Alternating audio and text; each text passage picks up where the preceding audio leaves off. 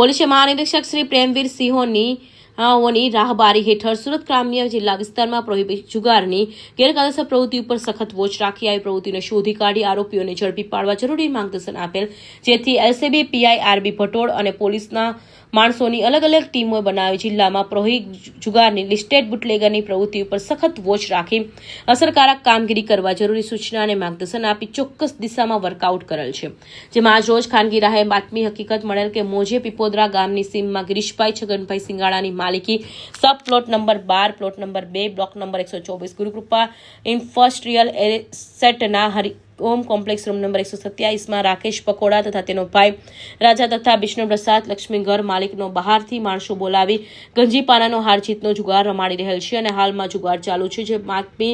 હકીકતના આધારે પંચોના માણસો સાથે રાખી બાતમી હકીકતવાળી જગ્યાએ જુગાર ધારા હેઠળ રેડ કરાવતા 16 ઇસમો હારજીતનો ગંજીપાનો વડે જુગાર રમતા ઝડપાઈ ગયેલા અને જુગાર